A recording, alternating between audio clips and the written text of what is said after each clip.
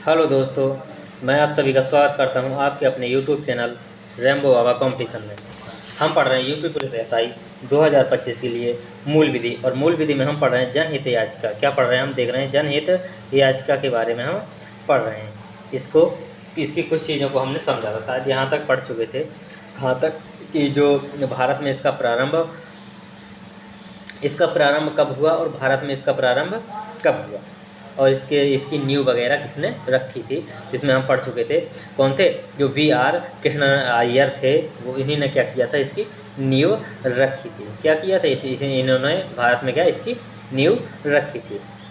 लेकिन अब ये जो अब इसकी नींव रखी, अब इसका प्रचलन कब हुआ और इसका प्रचलन किसने किया, तो ये इसका प्रचलन कब हुआ। तो इसमें आगे बढ़ते चलिएगा और देखते चलिएगा कि इसका प्रचलन कब 1980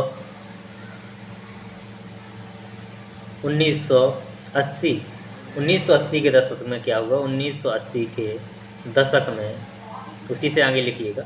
1980 के दशक में क्या हुआ? 1980 के दशक में जो क्या PIL है, कौन? जो हमारी PIL है, इसको क्या ये कैसी हुई? ये प्रसिद्ध हुई। ये क्या पॉपुलर हुई। क्या हुई? ये पॉपुलर हुई। ये कैसे हुई? ये पॉपुलर हुई। ये कैसी?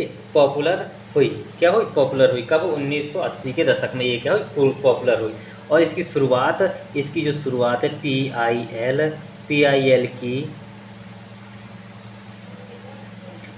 की जो शुरुआत है वो कब हुई? शुरुआत 1981 से। कब से? 1981 से क्या हुई? इसकी शुरुआत हुई। कैसी? विधिवत तरीके से इसकी क्या हुई? 1981 से शुरुआत हुई। और भारत में इसके जन्मदाता किसे माना जाता है? भारत में PIL के जन्मदाता किसे माना जाता है? तो भारत में PIL के जन्मदाता किसे माना जाता है, तो उसको देखते हैं। भारत में PIL के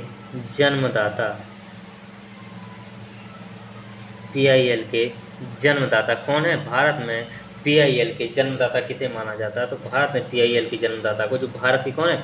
जो भारत के CJI है। कौन है? जो भारत के CJI, जो चीफ जस्टिस ऑफ इंडिया हैं, मुख्य न्यायाधीश, भारत के जो मुख्य न्यायाधीश हैं, उन्हीं को माना जाए। कौन से? वो 17वें। तो क्या कहेंगे? भारत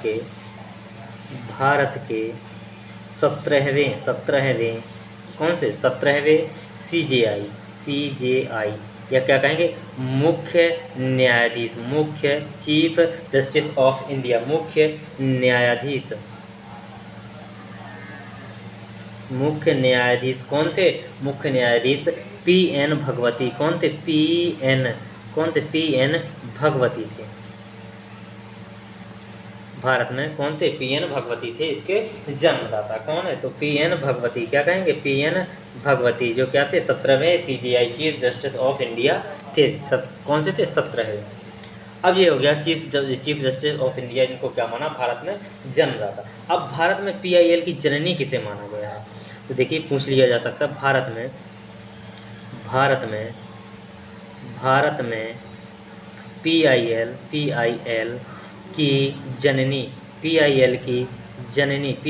जननी किसे माना जाता है? PIL की जननी किसे माना जाता है? तो PIL की जननी किसे माना जाता है? वो इसलिए इनको माना जाता है, जो क्या, कौन है?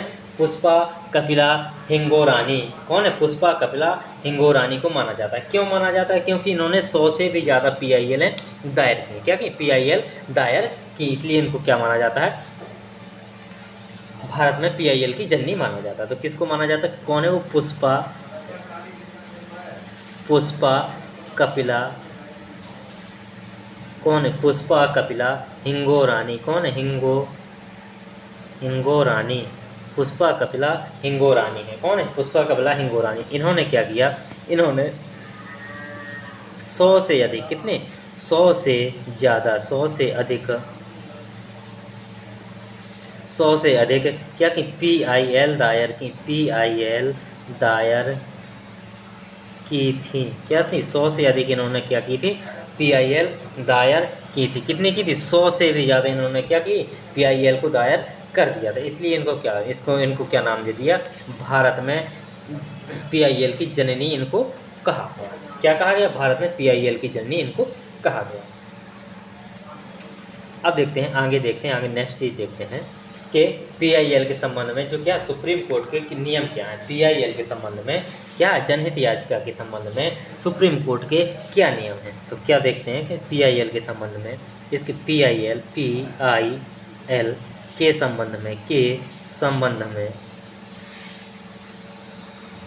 के संबंध में, किसके, सुप्रीम कोर्ट के, किसके, सुप्रीम कोर्ट के नियम, किसके, सुप्रीम कोर्ट के क्या नियम है। सुप्रीम कोर्ट ने क्या नियम बताए हैं कि क्या क्या होगा, सुप्रीम कोर्ट के नियम क्या क्या होगा। तो इस सुप्रीम कोर्ट का पहला नियम क्या बताया? पहला नियम बताया कि लोकहित में कोई भी व्यक्ति PIL दायर कर सकता है। क्या बताया? कि लोकहित में, किसमें, लोकहित में, लोकहित में कोई भी व्यक्ति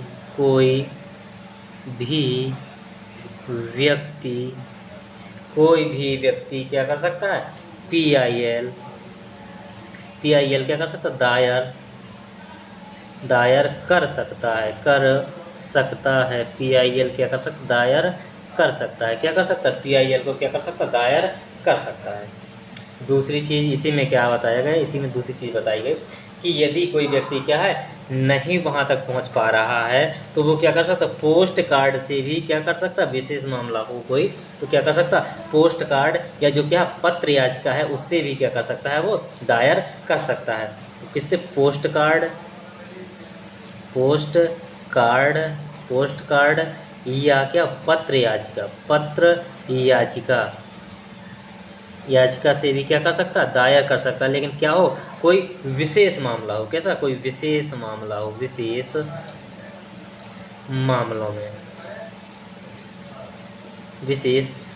मामलों में यदि कोई विशेष मामला है तो उसमें क्या कर सकते हैं? वहाँ तक पहुँचने में टाइम लगता है तो क्या कर सकते हैं? उसको पोस्ट कार्ड या पत्र याचिका के माध्यम से भी क्या कर सकते हैं? भेज सकते हैं। लेकिन अब जो पत्र याचिका है, जो इसमें नोट में क्या है, तो पत्र याचिका है वो किसके द्वारा पारित होनी चाहिए? तो पत्र याचिका में क्या लिखा है? पत्र याचिका किसके द्वारा होनी चाहिए? जो रजिस्ट्रार होता है। क्या होता है? जो रजिस्ट्रार होता है, रजिस्ट्रार के द्वारा क्या होनी चाहिए? रजिस्ट्रार के द्वारा क्या होनी चाहिए? पारित, कैसी होनी चाहिए? पारित होनी चाहिए। क्या होनी चाहिए?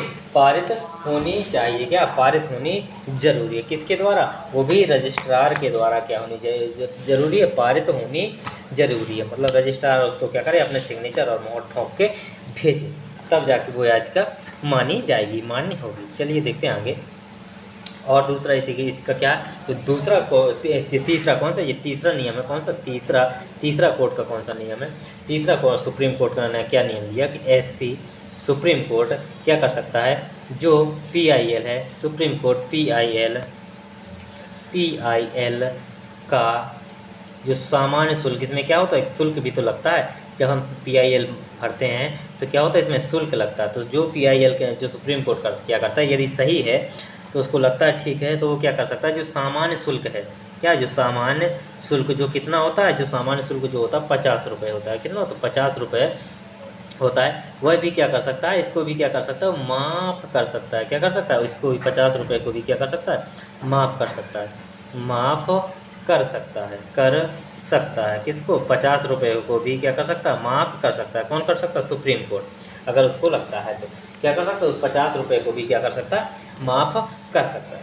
अब देखते हैं नेक्स्ट और चौथा बिंदु। चौथा क्या है? चौथी बात क्या कही कोर्ट ने? सुप्रीम कोर्ट ने चौथी बात क्या कही कि यदि राज्य के खिलाफ, यदि किसके, निजी संस्थान के खिलाफ यदि क्या करना है, कोई PIL दायर करनी है, तो उसमें क्या, राज्य के साथ क्या कर सकते हैं? निजी, उसमें राज्य को भी क्या करना, वो लेना होगा। तो राज्य के साथ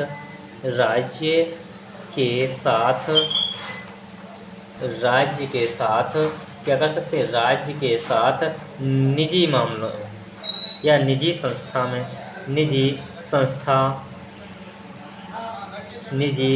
जो संस्थान के खिलाफ, निजी संस्थान के खिलाफ, इसके निजी संस्थान के खिलाफ, निजी संस्थान के खिलाफ क्या कर सकते हैं, निजी संस्थान के खिलाफ क्या कर सकते हैं, PIL दायर कर सकते हैं, दायर कर सकते हैं, कर सकते हैं, क्या कर सकते हैं, निजी, यदि किसी को क्या करना है, निजी संस्था है, जो कोई कंपनी है, यदि उसके खिलाफ क्या करना है, PIL दायर करनी है, तो उसमें क्या करना है, वो राज्य को या जो वहाँ की नगर पालिका है उसको क्या करना होगा, उसको लेना होगा। तो उसको उसके साथ में इसको क्या कर सकते हैं, या केंद्र सरकार है तो केंद्र में, तो केंद्र को, केंद्र सरकार के साथ में उसको क्या, निजी संस्थान के खिलाफ भी क्या कर सकते हैं, PIL हम डाल सकते हैं। अब चलिए देखते हैं नेक्स्ट चीज़, जो PIL की प्रक्रिया है उसको दायर कैसे ये होगी, दायर PIL दायर कैसे होगी, उसमें क्या क्या करना होगा। तो उसमें क्या करना होगा PIL दायर करने के लिए, देखते हैं PIL की प्रक्रिया, PIL की कौन सी दायर प्रक्रिया, PIL की कौन सी दायर प्रक्रिया कैसे दायर होगी, PIL की दायर प्रक्रिया। तो क्या क्या इसमें लगेगा, इसमें पहली बात तो क्या है कि जो PIL है ये किसके समान, जो रिट होती है, क्या होती है, जो अनुच्छेद 32 में जो रिट है ना, उसी के समान क्या कर सकते हैं, उसको दायर होती है। जो PIL है, PIL रिट याचिका की तरह, कैसे, रिट याचिका, रिट याचिका के समान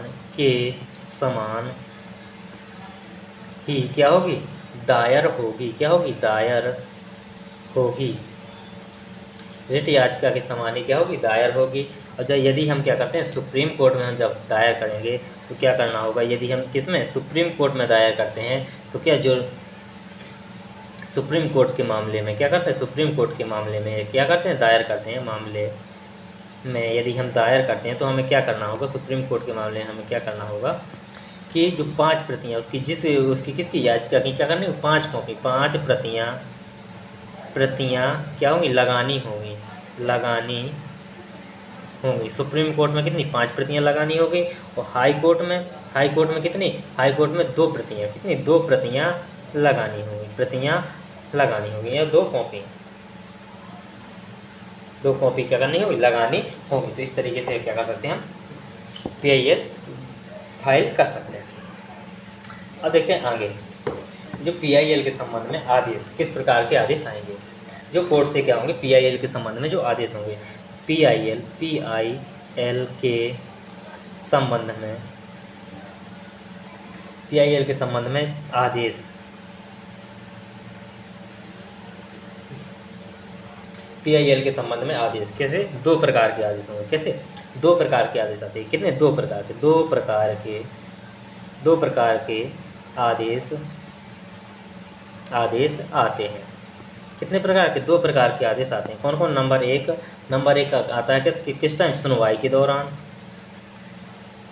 सुनवाई के दौरान आदेश, के दौरान आदेश। नंबर दो किसके द्वारा, अंतिम आदेश, नंबर 2 क्या है, अंतिम आदेश, सुनवाई के दौरान और अंतिम आदेश। अब सुनवाई के दौरान आज जो आदेश आएंगे उसमें क्या होगा, सुनवाई के दौरान जो आदेश आएंगे, सुनवाई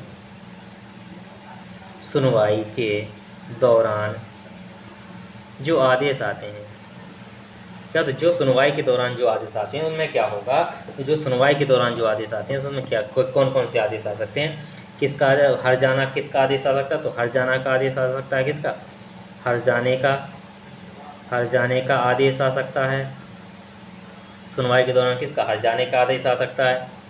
कारखाने हैं, कोई कंपनी है, कोई कारखाना, उसको बंद करने का आदेश आ सकता है, कारखाने को बंद करने का आदेश,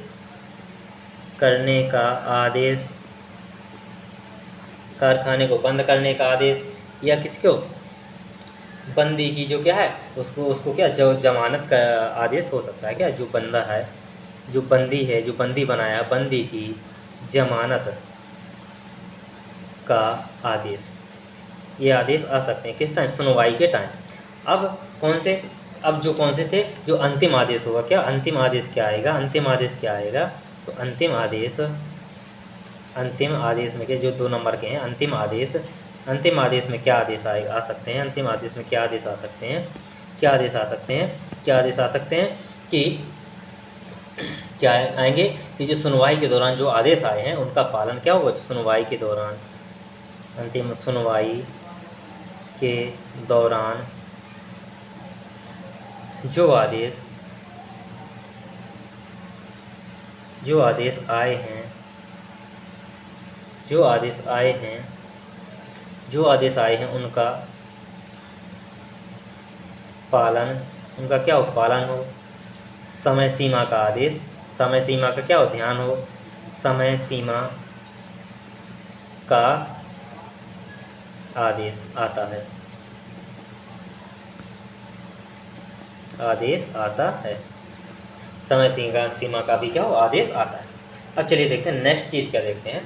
नेक्स्ट चीज़ यदि क्या होती है, जो PIL है तो स्वीकार होने पर क्या होता है। क्या स्वीकार होने पर इसमें कहा गया कि क्या कर सकते हैं, स्वीकार PIL क्या होगी, स्वीकार हो गई।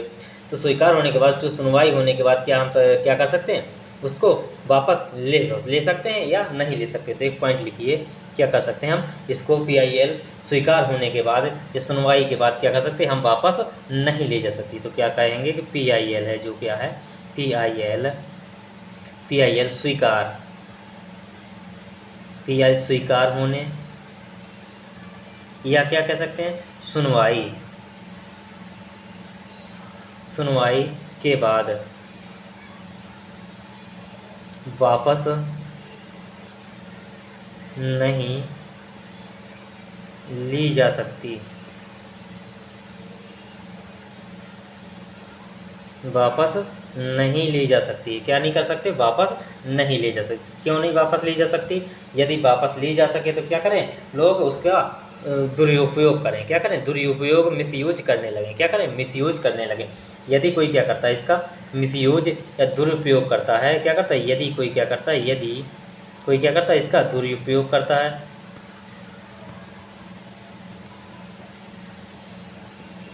दुरुपयोग करता है तो उसको क्या होगा, उसको दंड होगा, प्लस में क्या होगा, उसको जुर्माना भी होगा। क्या होगा, दंड और जुर्माना उसको दोनों हो सकते हैं। देखते हैं नेक्स्ट चीज़ क्या है। फिर इसमें क्या है, जो निर्णय है, निर्णय से क्वेश्चन आते हैं। इसको कल की क्लास में हम निर्णयों को देखेंगे, 2 क्लास कम से कम निर्णयों की चलेंगे। तो जो महत्वपूर्ण निर्णय हैं, जो महत्वपूर्ण फैसले हैं, जो महत्वपूर्ण बात भी हम बोलते हैं, वो सारे के सारे इसमें हम कवर करेंगे। तो PIL के क्या है, PIL को क्या कर सकते हैं, जो आधार देने वाले संविधान के जो एक्ट हैं उनको देख लीजिए। आधार, PIL को आधार देने वाले संविधान के एक्ट, संविधान के एक्ट, इसको PIL को, तो इसमें कौन सा, जो DPSP है हमारा, जो नीति निर्देशक तत्व है, DPSP, जो हमारे DPSP है उसमें कौन सा आर्टिकल, आर्टिकल 38 में क्या है, जो समाज को नैतिक, आर्थिक और सामाजिक राजनीतिक न्याय मिले, इसमें क्या है, यहाँ से ये 38 में है।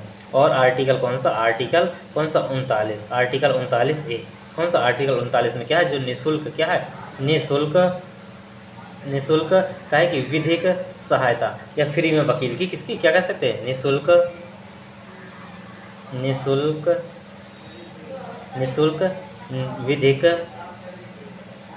विधिक सहायता, या क्या कह सकते, फ्री वकील की इसमें सुविधा दी गई है। तो यहाँ तक हमने देखा। तो थैंक यू दोस्तों, क्लास अच्छी लगी तो प्लीज़ लाइक शेयर और सब्सक्राइब जरूर करिएगा। इसके बाद हम आगे बाद वगैरह को हम आगे नेक्स्ट क्लास में देख रहे हैं। थैंक यू दोस्तों।